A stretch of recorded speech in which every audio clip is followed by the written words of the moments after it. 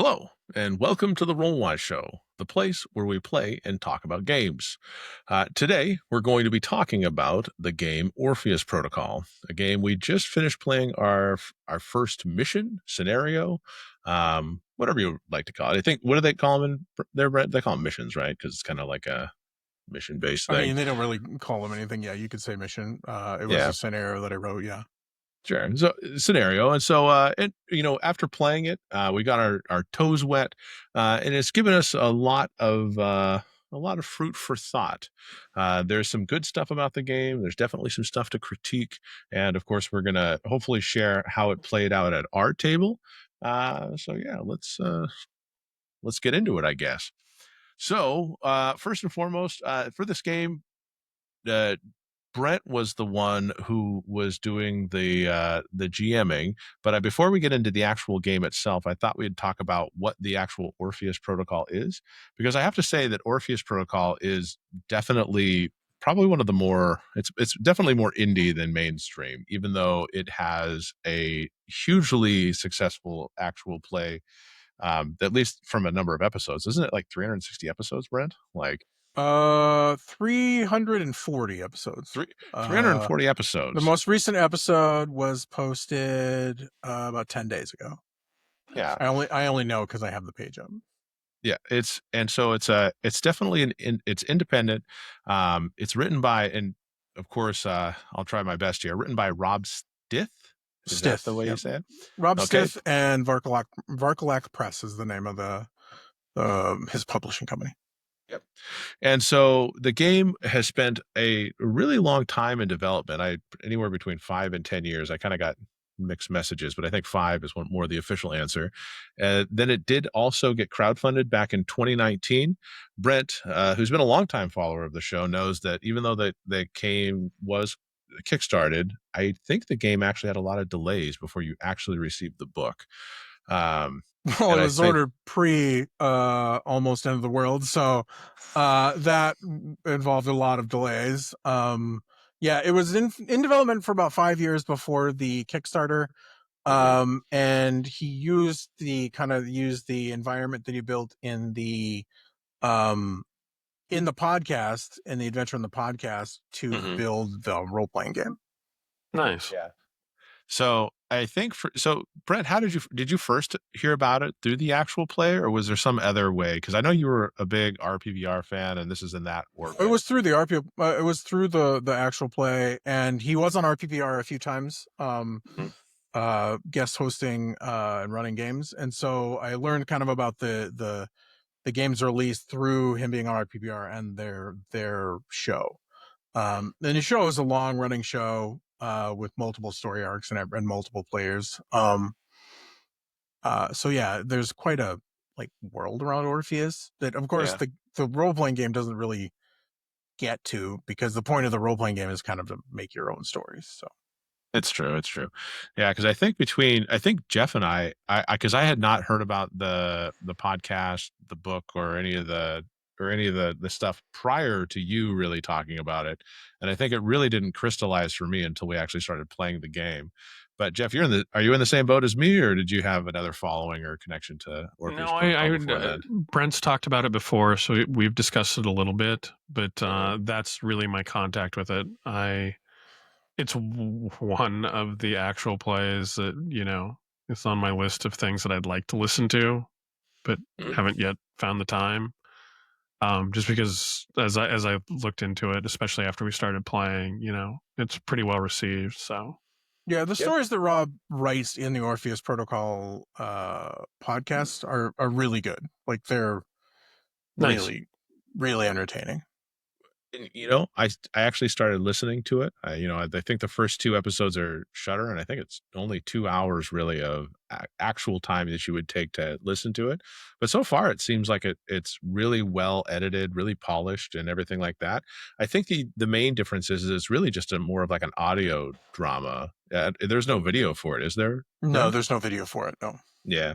And so you get some good quality audio drama that you can listen to. And it's interesting too, because as opposed to just being like kind of a constant story, you get talks about the rules as well. So right out of the gate, they were like talking about how the game played and some of the rules and some of the things there, so you can actually see. I'm sure you could probably see how the game evolved as they play it a little bit too. Right, and then they did a lot of like character balance and like combat and stuff on like the Patreon. They did actual shows where it would be like one player archetype fighting another player archetype, just to see how combat between the characters would develop and balance. Interesting. Which was kind of interesting here because the game itself is pretty tactical and more crunchy than we, especially on the channel, usually like is usually our wheelhouse. Which is one reason why it took so long for me to play, because it was a little, I'm not a rules guy, so it's a little nerve wracking. But there is a lot of tactics to the game. Yeah. So speaking of the speaking of the elevator pitch, before we get into kind of the more rules and setting stuff, you had mentioned this, and this is kind of what you told us when we were trying to think about characters, is what if the X-Files were investigated by the X-Men?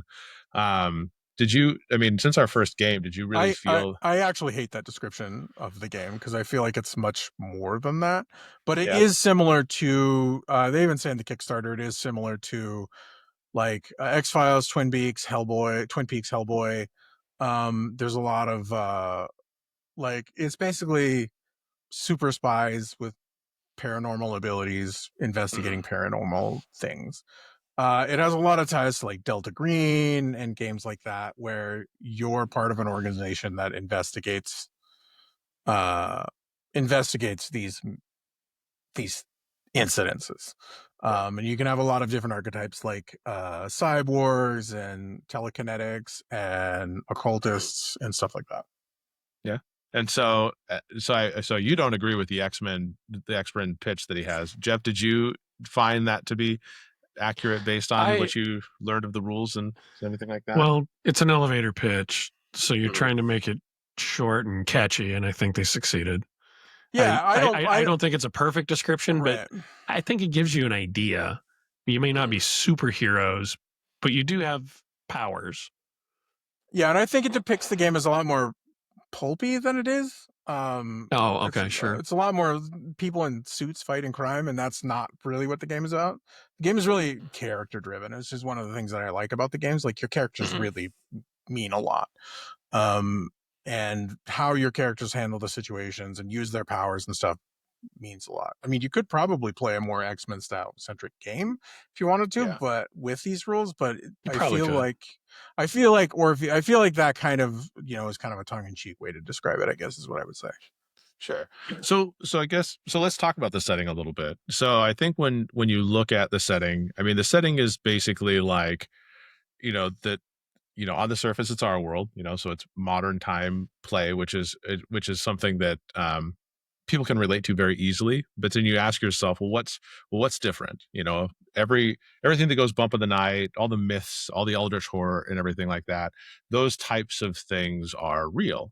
And of course, as the game is called the Orpheus Protocol, it's saying that basically the thing that prevents all those bad things from getting at humanity is this one organization, the Orpheus Group. And I really like their directive, the assess, contain, employ, because I really like the idea that it's not so like, it's you're not like, oh, well, we've got to be the good guys and we must destroy the darkness wherever we find it. It's like, no, you found a really cool thing that the Orpheus is now going to study and turn back against the darkness in its own Orpheus way. is interesting from that respect. It's a private company. It's not the only, I mean, you're not supposed to know this yet, but it's not the only organization in the world of the Orpheus Protocol. You can pretty much make whatever you want. I kind of figured that, even though we didn't touch on it in the playthrough. But it is a private, or like, I think it's interesting that it's a private, it's a corporate organization. It's not a government organization. So it's trying to do things. Yeah, it's trying to, it's really still focusing on its own best interests. So employing some of the beasties, like the player characters themselves potentially, is like a big thing within the game. And it's like, how do you handle this? That's why I say it's very character driven, because it's very much about how do you handle these things that exist and things that people can do responsibly or irresponsibly. Like, and I think that's what makes the game interesting. Yeah. And so setting interesting. It's true. And I think when you mention like the way that it feels like, because it's the corporate angle, I think for some reason when you look at like the corporate thing, they're like, okay, well, at the end of the day, there's a certain coldness about it that it almost by itself adds an element of like, well, you're only good to us until you're no longer good for us kind of thing. So you always have this kind of like duality that not only are you fighting against the darkness that's really quite unknown and misunderstood, you also have this other side that is pushing you harder and farther to kind of almost burn you out. Well, yeah, and you're a tool. And so you can kind of you play an interesting duality there. And I think that having been in our own corporate jobs, you can just easily imagine like the Orpheus Protocol. Right. Just a stand-in for corporate organization, yeah. for what we've already experienced. So it was easy to relate to for me to have an unfeeling, but you're valuable to us for now kind of big brother watching. And who might actually be doing things that aren't necessarily good. Well, yeah, doing terrible things possibly behind the scenes that you don't know. Yeah, sure, we're protecting humanity, kind of. Hopefully they're maximizing their profits, Brent, because that's really the most important thing with a corporate game. Yeah, paramilitary and espionage and occult knowledge for corporate gain and greed. Yeah, and that's the thing, is you aren't really always aware of Orpheus's motivations, and I think that's what makes the game interesting. Like in Delta Green, Delta Green is the game that I compare most of these types of games to. You have a character, run a mission type games. And with Delta Green characters, the government, it's very much the government saying these things are, it's like very much a minute to midnight. Like it's very much, you're doing these things to stop this from the world from ending, or America from going away, or, stuff like that. Whereas you kind of get that feeling with Orpheus, but you also get the feeling that Orpheus might have that ability to do that and be just holding it back. So like, we choose when this happens, not these entities or whatever. So weigh in on this a little bit. Now, a lot of times games in this niche, when you mention like Delta Green and everything like that, a lot of them go towards that Lovecraftian horror. Is it swimming in that pool from like, that's where most of your baddies are coming from? Or does it try to make it more obscure, less like, oh, you instead of you as the investigators are going and fighting Dagon or already known horrors, is it kind of tell you not to do that? Because I didn't read the GM section. No, it doesn't tell you any of that. Like, you basically make whatever you want of the, so it is sort of Lovecraftian. I mean, the cosmology is that, I mean, there's definitely other planes of existence that have things in them. That's specifically called out. I mean, that's what one of the archetypes is. The Nephilim archetype in the game is you're tainted by something from another dimension.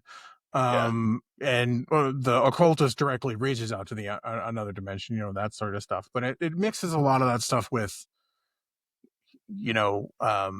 spirits. Like it has a very wide gamut of what supernatural elements there might be. But it doesn't tend to try to put you in Innsmouth or no, it doesn't have any. It doesn't have any of that. It doesn't have any of that stuff. The idea of this is it's very real world. It's not Lovecraft. It doesn't really have Lovecraft's world or anything like that. It's chances are, if you're going to a town in Orpheus Protocol, you're going to Baltimore or Boston or Missoula or Ismay, Montana. Or it just so happens the smallest town in Montana. Like, you're going someplace that is more real world allocated from the real world. It doesn't call out anything specific like deep ones or anything like that. Like those sorts of elements aren't in it, but it does have like werewolves in it and vampires and ghosts. There's the medium class, so you definitely know that there's disembodied spirits.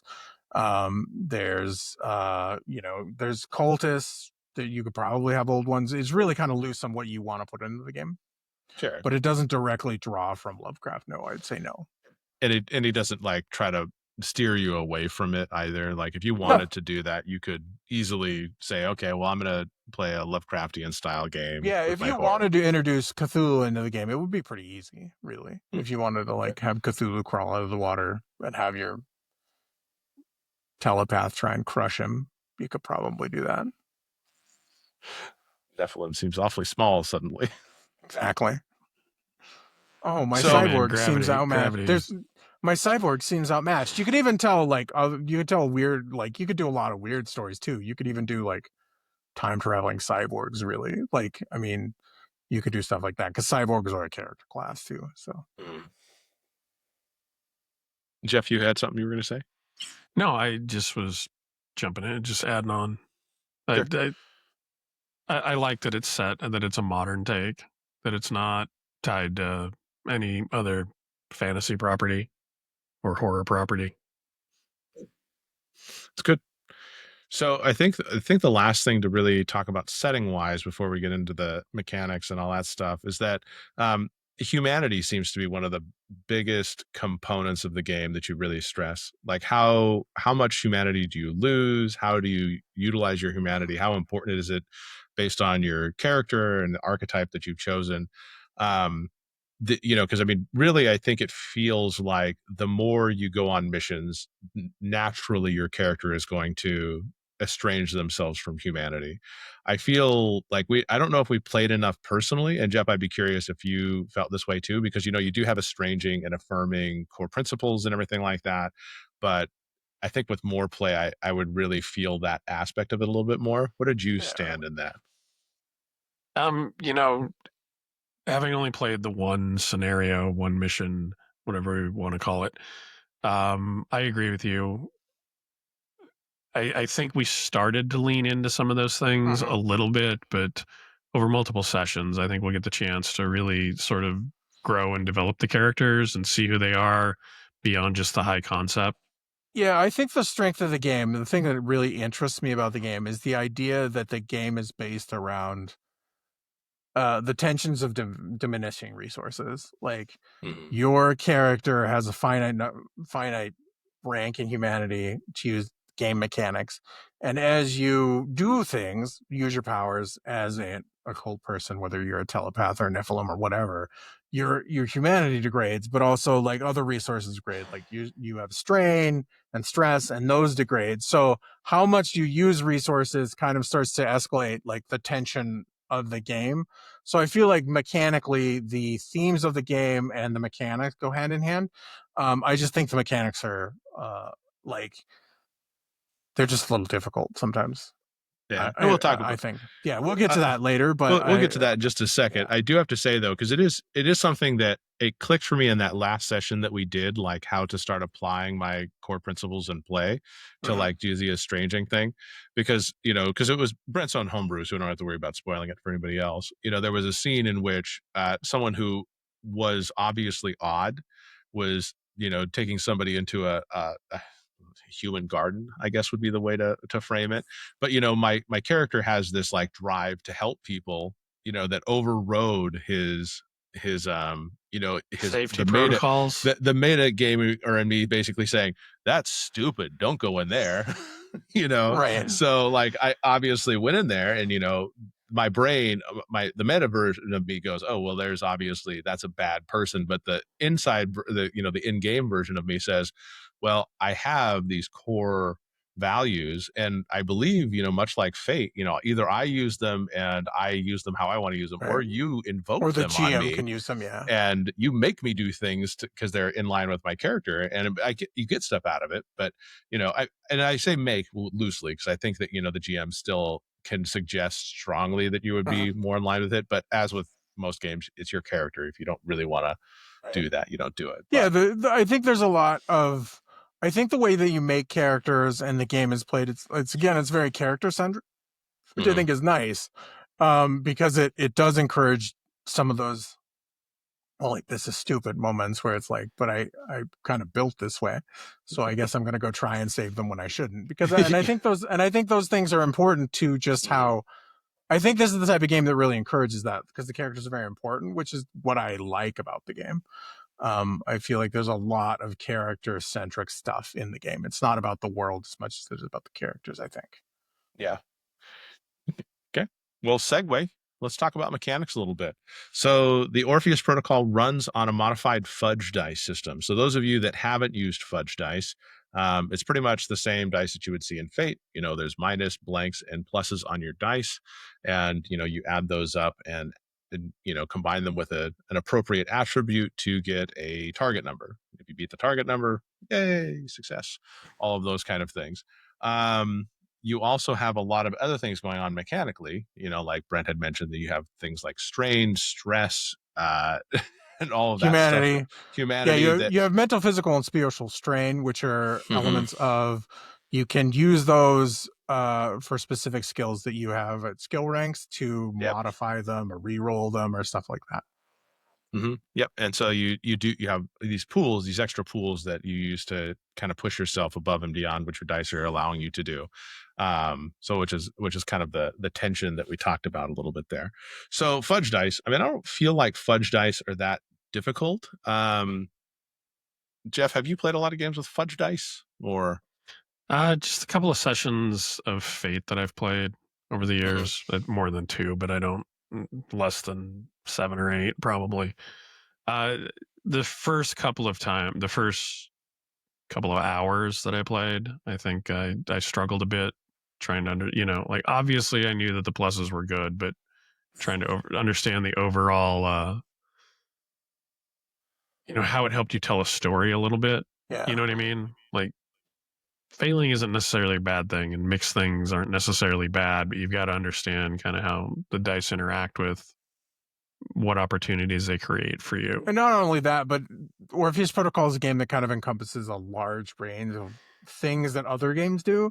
Like, there's a scale of how successful you are. It's not just total failure. It's like, there's failure, there's failure with a consequence, there's a good success, there's additional successes, and then there's things you can do with like your masteries that allow you to change the result of dice. So there's a lot to remember as well. That's one of the things. Yeah. Because I felt like, just when I first read it, I was like, oh, if we're using fudge dice, that should be awful quick. Because, fudge dice at their surface are very easy. Your math is simple. You're basically with 3, you don't have a variable number of fudge dice. You always have 3 fudge dice. So that's always going to stay the same, regardless of your expertise or anything like that. However, after you roll those fudge dice or anything like that, you then have your skills, which go all the way up to a rank S, and they can add either pluses, allow rerolls, allow increased use of strain. It goes bonkers after you roll those dice. And you usually have a skill that adds to their initial dice as well, and then you have an additional skill that you can use to modify it after you make the reroll. Which is one thing that is nice about, like, the system's designed to be hard on the players. So the I think I heard Rob say on one podcast, like, the only thing nice that Orpheus Protocol does is allow you to make the decision after you roll. Whereas, because if you tie a skill challenge, if you tie the target number, you have to spend a strain to break the tie. If you want to do something with the skill reroll or whatever, you have to spend some strain probably to do that. It's all about spending your resources to ratchet that tension, which takes, I think it's a fairly deep game, and I think you have to do a lot to learn that.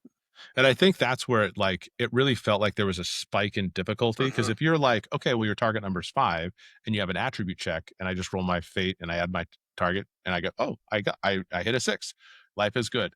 But it's like, but as soon as we started getting into those extra skills, I personally felt like all of a sudden I was like, do I add a +2 here? Do I do a full reroll? Do I do something else? And those are the decisions that you look at making, because you only can use them once per session. So technically, that's where the tension comes in. Because technically, by the end of the tension, and my pacing was maybe a little off because I was still trying to get the hang of the rules in the first session, but in the first game. But the point is that you should start to run out of resources towards the end of a game, because you should start to be getting more and more desperate, and the tension should ratchet. Of course, the tension should ratchet up as you come towards the end.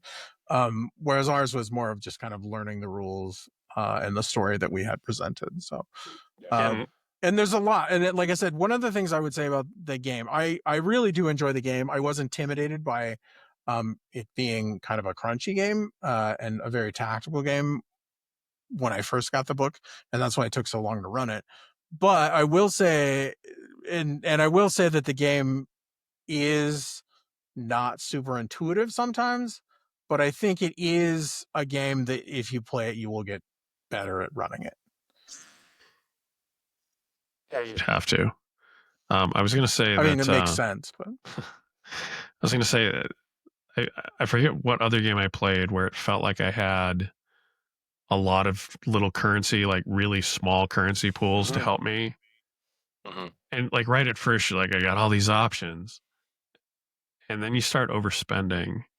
And then you really need something. And you're like, oh God, if I fail this and I spend extra stuff. Yeah. I'm kind of really in trouble, and that's what you want to do with nicely. And that's what you want to do with Orpheus is you want those moments where it's like, oh, I spent a bunch of strain like taking out those mooks, and now I don't have anything for this monster. Stuff like that is what Orpheus is really about. And I think that's kind of neat. I feel like the mechanics of the game really do Orpheus. Like I feel like it's a very specific type of story that Orpheus is going to tell. And that's a very specific type of game. Yeah. Well, and so let's bring the flavor into it. So not only are you rolling dice and obviously adding your attributes and tons of derived attributes, but you have archetypes. And I think this is probably the more bread and butter of the flavor when it comes to what you're playing, because the first thing I thought that was very interesting about it was the very few limitations on mixing and matching your different archetypes and everything like that, because there are 17 different ones to choose from. And obviously we chose just one archetype each. I don't think any of us dipped into a second or third archetype, but I think you can get up to 4 to start with if you because a soldier doesn't count towards it, so you could that's true.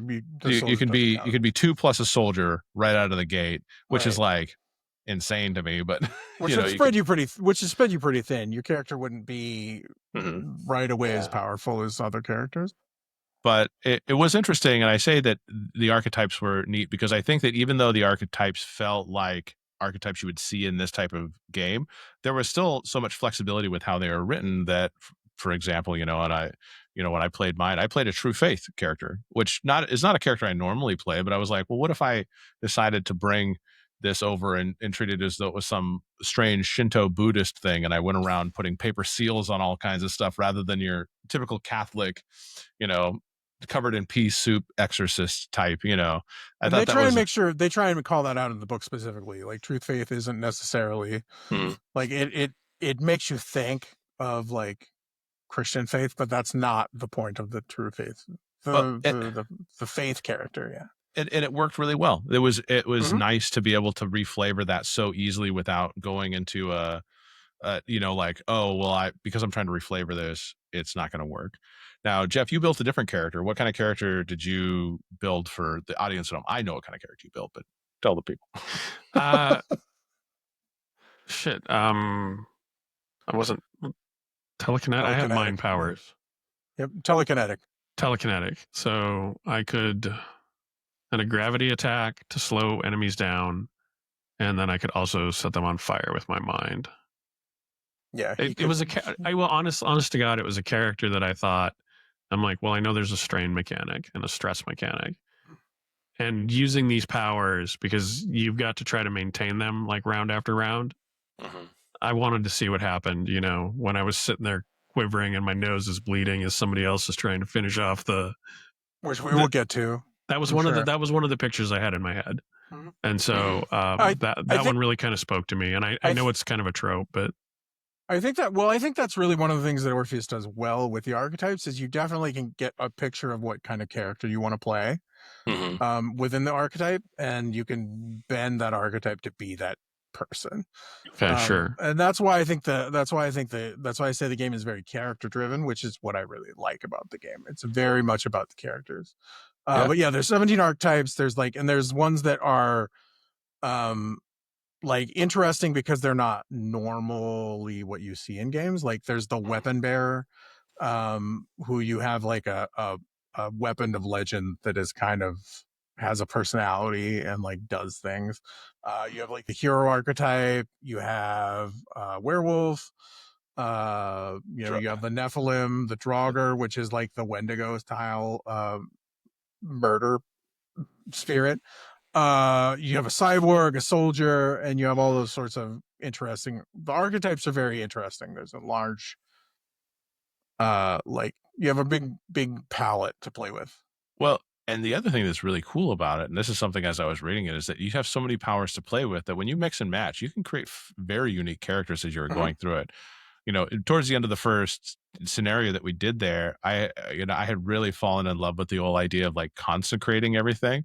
And as I read the consecration, evolution, as I got to level 3, it's like, you don't have to spend an hour anymore. And I was just like, perfect. That just so plays into my character, just throwing paper seals on everything and be like, this is now consecrated.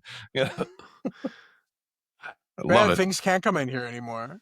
I will say after one session, I would have built my character slightly differently because I was like, oh, I've got these 5 or 6 powers to choose from, and I can spend 3 points and get 3 level 1s. I think I'd have definitely had a level 2 and a level 1 and not had 3 level 1s, but I might have done a level 3. Like it's tempting how much better the powers get. Yeah, the powers ramp up quite a bit as you get them. That's why what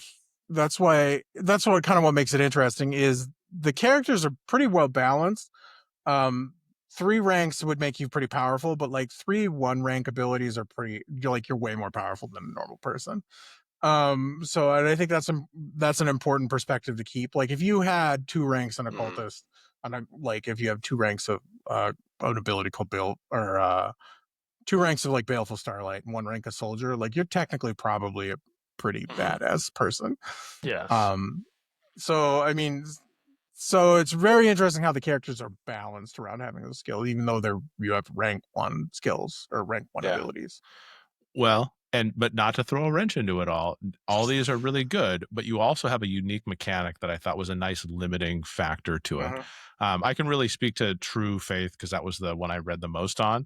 But like my unique mechanic was conviction, and so when unchallenged, my conviction was all great. Like I was awesome, but all of a sudden it's like when somebody's just like challenging it through the fact that they're beating me with will or something like that, like I was like, oh shit, really, that causes a huge detriment to me if my conviction fails. That I was like, and it makes sense because if you fail, because your conviction wasn't strong enough, that does present that flavor that you're like, oh well, I wasn't. Yeah, each archetype has their own core mechanic that also makes the archetype interesting. It's just not being a superpowered thing. It's about the core mechanic and how it affects you as a human being. Like the telekinetic their core mechanic is called resonance, which we didn't use that well in the first session, but what it does is allows you to gain resonance as you use your powers, and you kind of get that nosebleed thing where, like you said, it makes you more powerful, but it also does damage if you don't use it or if you use too much of it, which is what makes it interesting. And the occultist, that was the 3rd class that we had, and the occultist slowly goes mad. I mean, basically goes mad through the course of using their abilities.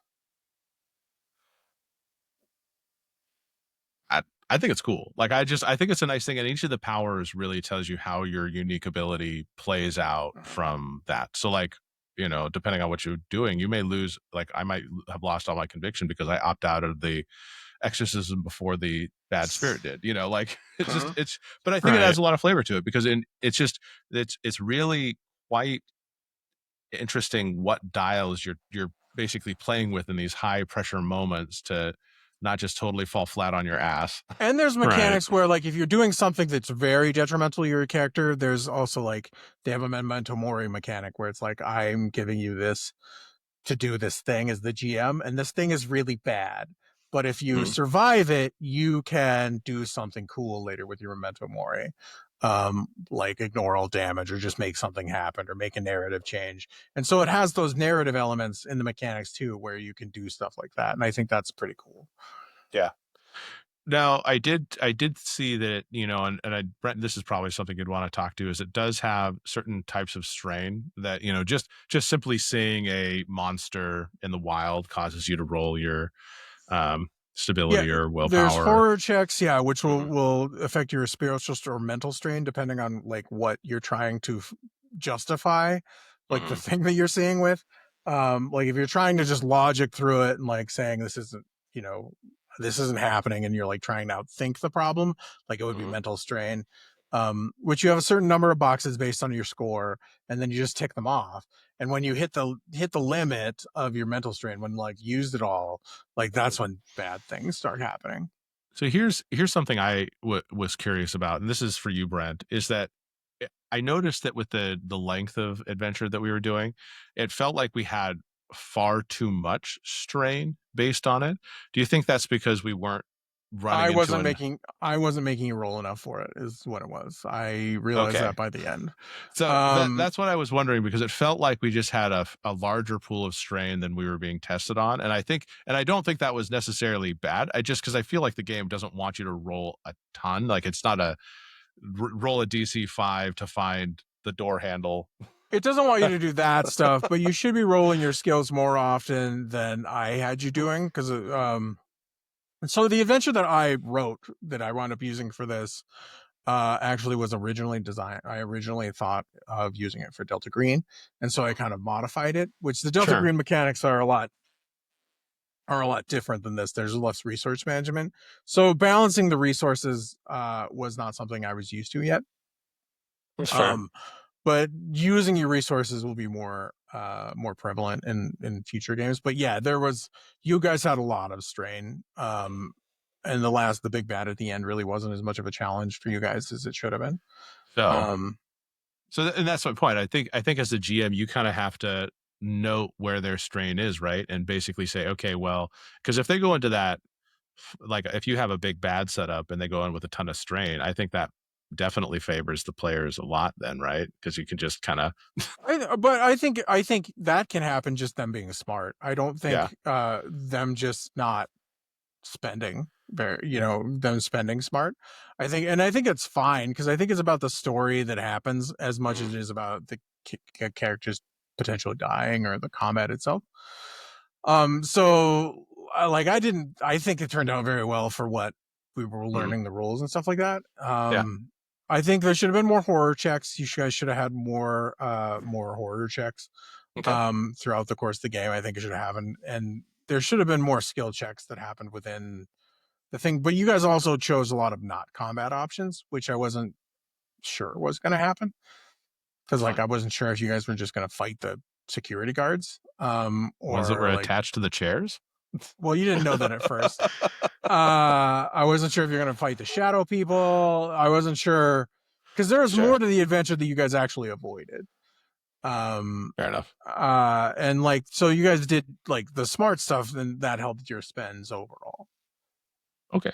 Well, then perfect. We were smart in how we approached adventure. I think having a lot of resources is a good way to reward smart playing, being smart players as well. I think there's a lot of rewards from being the drink the potion guy, as I like to say, but there's also a lot of rewards from outthinking the scenario, which I think is what that's the other thing that resource spend can do, is saving things. You can be rewarded by it at the end. I have a lot to spend on this potential conflict with this monster. Okay.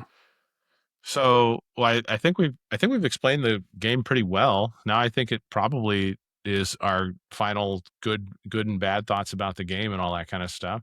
So, thoughts. Let's start with the good. What did we really like about the game after all that we just talked about? Jeff, what was something that you wanted to praise about the game first? I like the character archetypes. I thought there was a lot of choices. I thought they all felt a little different to me. I know we've only played the one mission, but with three of us, I think they all felt a little different, a little unique. And so that was something that I particularly enjoyed, was being able to, that's one of the things that most role-playing games excel at, but I thought this one did it pretty well. really well. Yeah. What about you, Brent? What was tip of your tongue praise for the game? There's a lot I really like about the game. I really like the archetypes. I really like how the archetypes are put together. The variety. I mean, I don't think if you had two people choose to play the same archetype, you could still do a lot of like they would be completely different characters, and I think that's really interesting. I like the world that's been built around the Orpheus Protocol. That's presented, and I like the mounting dread part with the mechanics. I think that could eventually be something, once you get used to it, really could be interesting. So where I think the game really does well is it's a good setting in terms of just corporate horror, and I think the fact that you feel a little bit more isolated because you're the Orpheus Protocol. They may be allies, but you don't necessarily know how much of an ally that they are. And I like that. I just like that component. You are definitely, it's a little isolationist in that regard, and I think you can really build into some interesting stories because not only are the threats the eldritch existential stuff, but you can also have other threats that you have to deal with. And But you have the potential to be heroic without necessarily being a hero all the time, which I think is really interesting about the game. Well, An and emotional it is connection to characters is I think good, important to the game. it does a lot of it because in order to get your humanity back, there's a lot of stuff that you relate connections. Connections are very important in the game. And I think the other thing that I really think that it does well is that it somehow manages to find a balance where it takes heroic and powerful characters, and like I would say heroic is the wrong term for it. It takes powerful characters and it ratchets up the horror to be comparable to these characters. But it still makes you feel good about playing these characters and being able to do really cool stuff, rather than I think in Call of Cthulhu when I think I killed a person with a bed frame one time. That's less likely to happen in this game, but it definitely feels like you're still challenged. You can still feel the dread. I feel like it balances your characters being competent and capable with the horror of them maybe becoming monsters, and B, whatever the they're fighting. And I think whereas if you have a game like Delta Green, there's always that question: can I do anything about this? Because I'm a park ranger, and it's a deep one with claws the size of my face. Whereas in this game, it's very much I'm a telekinetic and I can crush it with my willpower versus a monster, which I think is I think that's a neat take. I think that's neat because it makes for powerful, interesting characters that still have a lot of flaws. So it makes them, humanizes them, but makes them powerful. And I think that's really neat. It's a really good aspect of the game. I think they do it well. So on the flip side, what didn't work so well? Like what areas do you think, if there was a revision or something coming down the line, what would you suggest would be the areas that you didn't find worked as well for you? There's just a lot to remember. I mean, that's the thing that the game is very crunchy. I don't know if and I feel like the book could probably be organized a little bit better.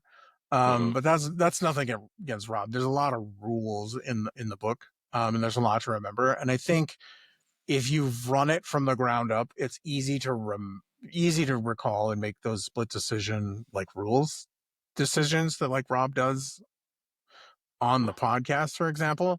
But I think it would take a lot. I think it would take me, let's just say me personally, it would take me a while to learn all the rules well enough to not have to have the rule book open all the time or to just hand wave certain things. But I feel like that's possible within a game, which is also nice. I feel like it's easy to just tell a story within the world with the rules occasionally dipping in. I don't feel like the rules stand in the way of the game. I don't, but I do feel like the rules it's complicated for me and my tiny brain. I'll talk about that more. Jeff, what about you? I'm gonna be honest. There were a few things in the book. I didn't have to get into the rules as deep as Brent did. There were a few things where, I'm sorry, I don't have an example off the top of my head, where it just felt like things could have been worded a little clearer. Like there were a few things that I kind of felt like reading it the first time, I was chasing my own tail, trying to go, wait a second, what can I do? How? You have to read things a couple times to clarify, and that's why I say that I think if you played it for a while or were playing it repeatedly, you would get used to it, but it's not super intuitive, I don't think. There's a lot of rules and a lot of things you have to remember. Whereas like certain D20 games or like Delta Green with the D100 system, like it's pretty intuitive to say roll a D100. Yeah, that's a success. That's not a success. That sort of stuff. That doesn't happen with Orpheus Protocol. I kept having a lot of questions, like when we were building dice pools, like, wait, which stat goes with this skill? Yeah, Orpheus takes a lot of, I feel like the mechanics take a lot of, you have to have a more understanding of the mechanics. And if you play a lot, like how spends work, what spends mean, what your resources are, but I think it takes a lot. Sure. Yeah. No, so those would be my sticking points, Mike. And probably takes a person better at explaining it than I do. I don't know that you ever explained anything poorly. I don't know if you ever explained anything. Thanks, Jeff. No, some of it. No, I'm kidding. Some of it, I know that I asked the same question several times, and that's on me as the player. So there were things, like you said, where it's not intuitive, like where it didn't fully stick. That's what I would say. Is sometimes it doesn't fully stick. You have to. I had to reread things a couple times, and I know Mike has an opinion. I definitely have an opinion. I love the game, but you guys are talking about what I think is that my biggest critique with this is that, first of all, when you talk about like the system and everything like that, I don't think this is an easy casual game to just kind of pick up and just play. Like you have to invest in order to really get the most out of this game, which I with how many games we've been playing that have been very rules light and very minimal the amount of rules that you have. This is definitely not a rules light game. There is strategy that goes into this. You can optimize. You can do a lot of those things with like the mid-crunch, heavier crunch games that you just don't do in like a Mothership or something like that, because there's just not the same weight and amount of rules that you're trying to balance between each other. So I think that's one area that I would say is that if you're a casual player and you don't want to really invest in this book is you're probably going to bounce off this book, because unfortunately the rule book itself it fights you a little bit. Like I read the rules like a lot before we started playing, not the GM parts, but I was trying to just understand the rules. And I have to say that, coming from Dolmenwood, which was so, I hate to say it, elegantly laid out, I don't really get to say that about rule books, but it's just the rules were introduced in a way that felt haphazard. Like they didn't build on each other naturally as I was reading them. It felt like they were introducing concepts they were excited to introduce, but not necessarily concepts that built off of each other as much as I thought they would. Because I was like, humanity? Okay, we're talking about humanity before we're even talking about archetypes. It just felt a little jumbled in the organization. And the index in this book, I feel there at least there is one. There is an index. I feel kind of like sometimes the way I felt about how the book is written, and again, this is not a knock on the author, but it's written in a way of someone who's played the game before they wrote the book and played it a lot. So they had an intuitive knowledge of things that were happening in the book, and they presented it in that nature, which I think makes it hard to absorb. Well, we've run into this before with other games, where it's like, I don't know if this was written to be read, chapter to chapter by somebody who's brand new to the system. And you have to make some choices into how you're structuring the content. And I don't know that there's a perfect system for doing it, but there are some games, and like I said, I didn't read as many of the rules as you guys did, so I'm taking your guys' word for that. I've never written a rule book, so I have no suggestions. I haven't either. How to do it better? We've read enough that we've seen different structures, some that work and some that don't. I'm don't usually work as glad well. if a rulebook doesn't refer to itself over and over again. That's the worst. It's not a shadow See run. page 84. Yeah, that's see exactly. page You know exactly what I was. 320. You know exactly page what I was 7, talking about.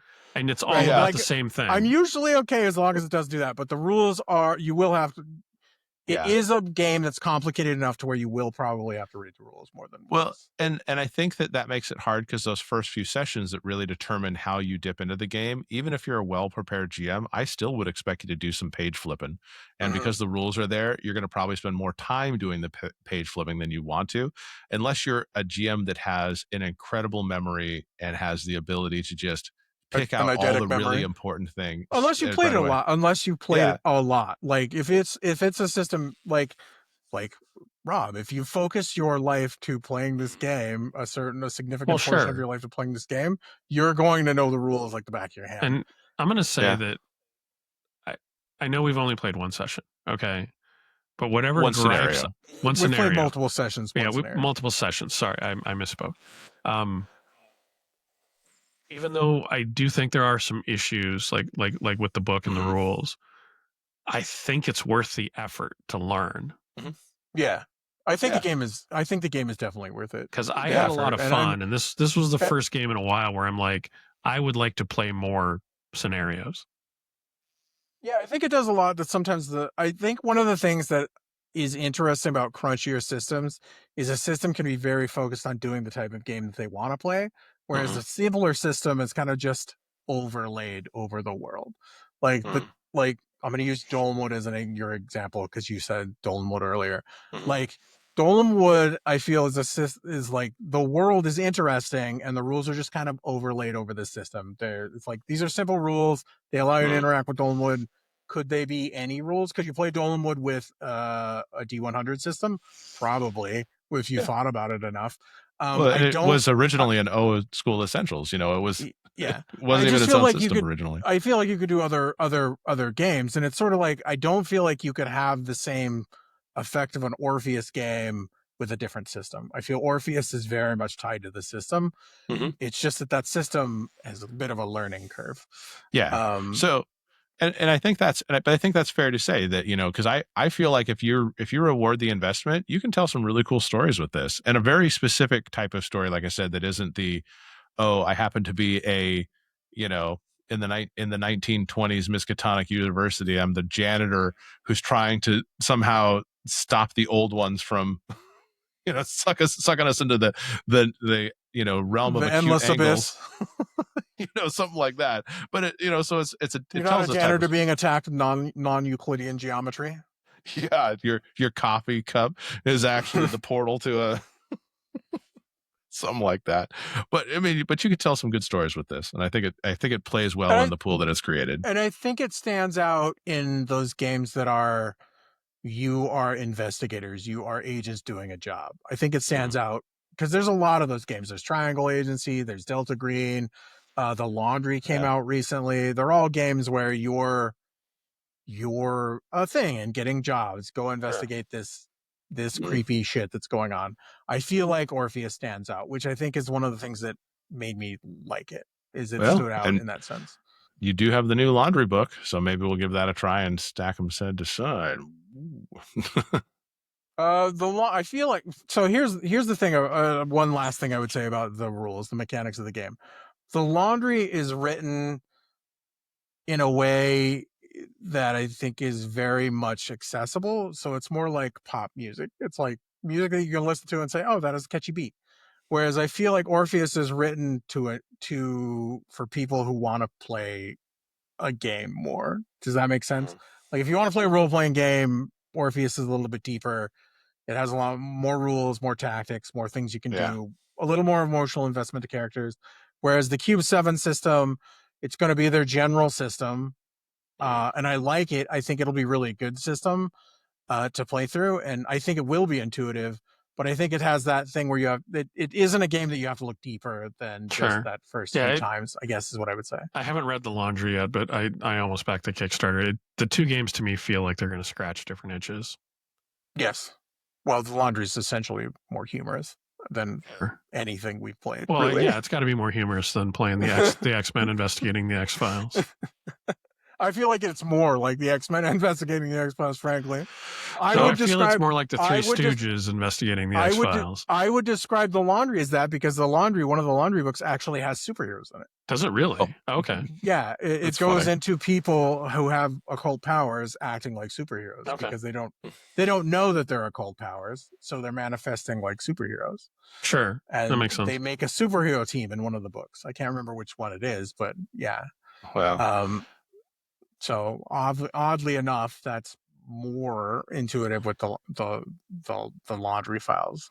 But I can see where that does as an elevator pitch. I can see it as the Orpheus Protocol to get people in. I think that's the thing is there's a barrier to entry on Orpheus, but I think the barrier to entry is worth it. It's and I don't think that it's that steep. I don't think the barrier is that steep. I would say it reminds me kind of like Elden Ring.